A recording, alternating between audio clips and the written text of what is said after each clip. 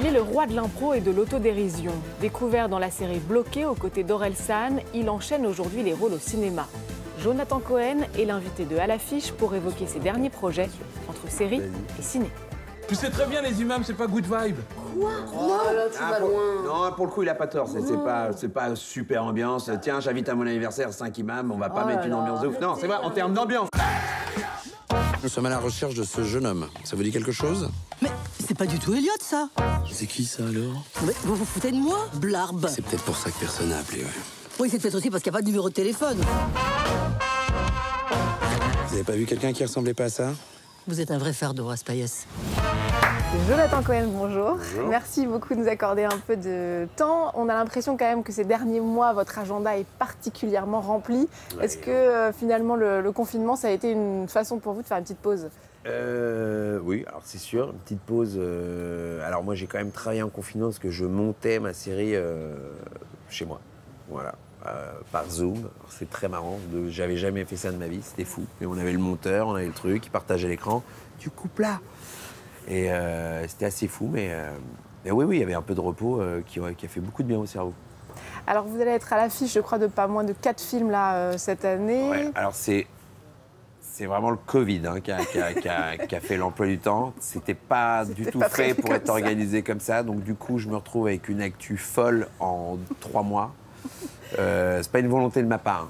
Si, on sait que vous avez tout organisé. Oui, je suis un peu un grand Manitou. Je connais des gens.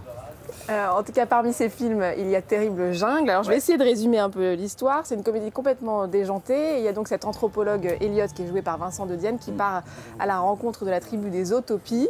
Sa mère, elle aussi anthropologue, jouée par Catherine Deneuve, un peu inquiète, part à sa recherche dans la jungle, aidée par votre personnage. Vous pouvez nous le présenter. Alors, le lieutenant-colonel Raspayès, qui est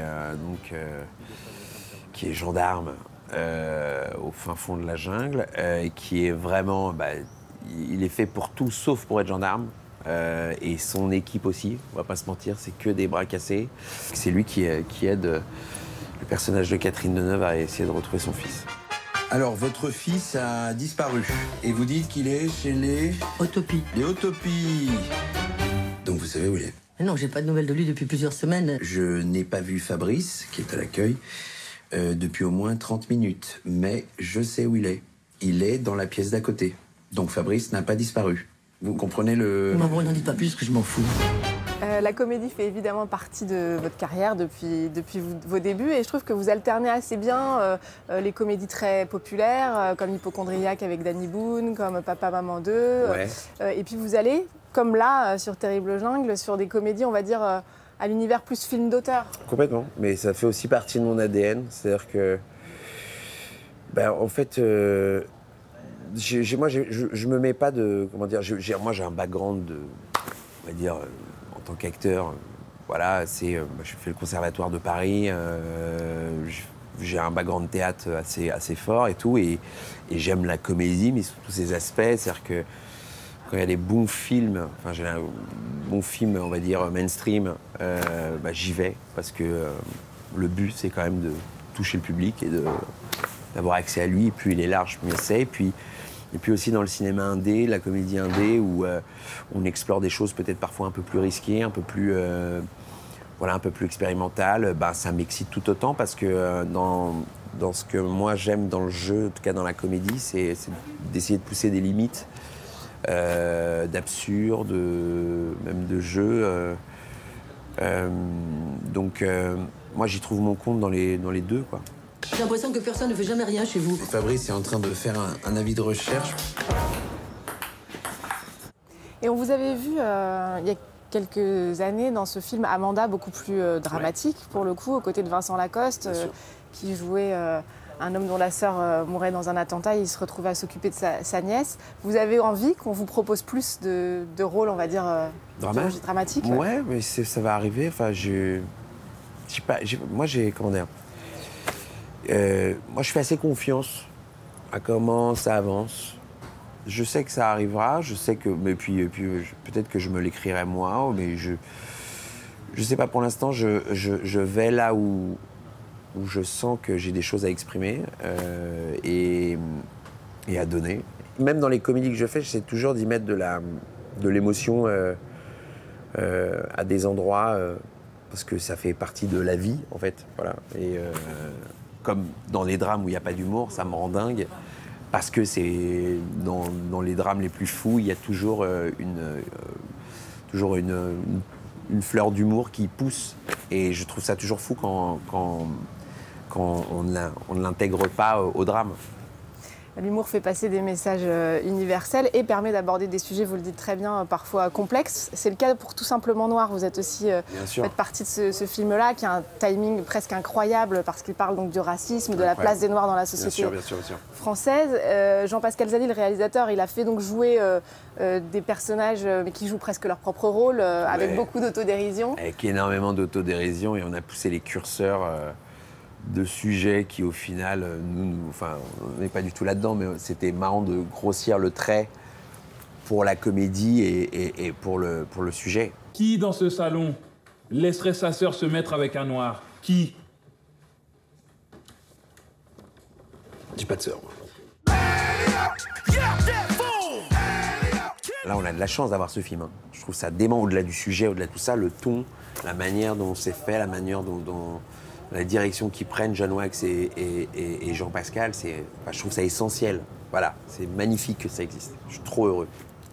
Évidemment, le personnage qui a marqué votre carrière, c'est Serge Le Mito. Ouais. On a découvert dans Bloqué, la série avec Orelsan, et qui a eu sa propre série, tellement le personnage Bah ouais, c'est génial. a marqué. Vous dites souvent que ce personnage, c'est un peu votre bande démo.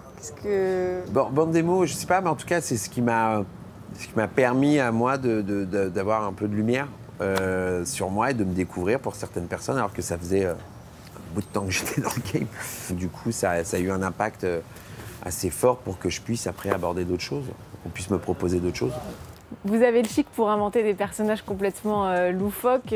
Fucking Fred. Fucking Fred, avec voilà, un rappeur bien vulgaire. Bonjour, Paris, bienvenue dans mon cul confiné. Vous l'aviez créé pour Orelsan. Pourquoi vous avez eu envie de le confiner et le faire revenir pour le confinement? Je trouvais que c'était tellement drôle dans le contexte. En fait, je sais pas, une fois, j'avais eu un message que je recevais sur Insta. Et il y a quelqu'un qui a écrit ah, je t'en supplie, qui était fan du personnage de Fucking Fred.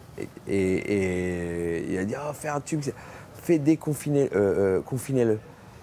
Et j'ai mis il a raison. Et puis j'avais envie de faire marrer les gens pendant le confinement. Enfin, j'avais envie de les divertir. Ça me faisait, et moi, ça me faisait marrer aussi, ça me divertissait à la même occasion.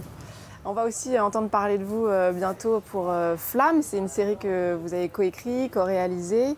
Ouais. Vous pouvez, il y a une photo de vous en smoking qui a filtré. On sait aussi qu'il va y avoir un casting assez incroyable. Le casting est fou, allié. Le casting est fou. Je sais même pas comment on a réussi à réunir tous ces gens dans un seul projet. Il y a Leila Bekti, ouais, il y a Adèle Exarchopoulos. Adèle Exarchopoulos, Géraldine Nakache, Céline Salette, il y a Marie-Pierre Cazet, il y a Angèle, il y a Pierre Ninet, il y a Seth Gecko, il y a François Civil. Voilà. Alors c'est quoi le pitch de la série? Le pitch de la série, c'est une vraie parodie du Bachelor. Voilà. C'est-à-dire que c'est une fausse émission de télé-réalité. Enfin, c'est une émission de télé-réalité. Dans laquelle, d'ailleurs, on se laisse assez prendre au jeu par qui va partir, qui va rester. Donc ça, c'est vraiment, on est trop contents. Et le personnage de Marc, que j'interprète, donc le Bachelor, est au-delà de tout ce qu'on peut imaginer en stupide. Vraiment, c'est une palme d'or. Et voilà, il y a 9 épisodes. Bon, on a hâte de découvrir ça. Et moi, j'ai très, très hâte de montrer. Là, je trépigne. Je suis en train de finir le projet, mais ça arrive bientôt, là. Et puisqu'on parle série, il va aussi y avoir la saison 2 de Family Business. Absolument. Sur Netflix, comment ça s'est passé le tournage? Qu'est-ce que nous réserve cette deuxième saison? Vraiment, je crois que là, on est en termes de péripéties. Là, c'est fort. Igor Gottesman a réussi à faire passer un cap à la série en termes d'événements, d'actions. C'est assez fort. Je termine mes interviews avec les invités que je rencontre par ce que j'appelle la playlist du moment, pour savoir un peu quels sont les sons, les morceaux qui vous accompagnent dans cette période qui est quand même un peu particulière. Moi, c'est Frank Ocean. Frank Ocean, c'est l'album Blonde, et je me fais toutes les chansons.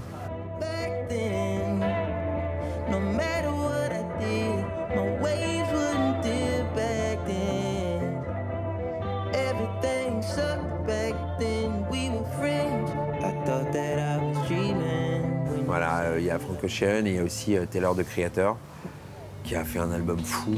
Et je sais pas, ça m'apaise, c'est mélancolique, il y a tout, quoi.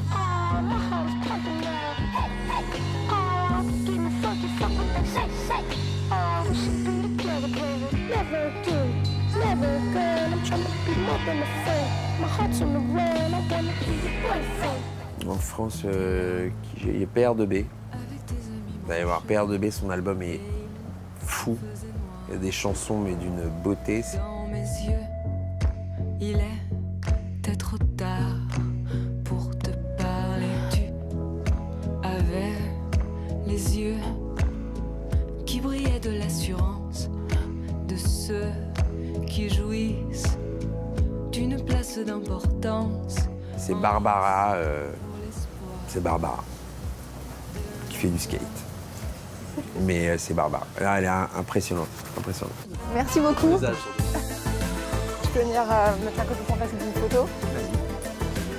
Je veux dire que vous êtes un poids pour l'équipe, comme une sorte de boulet.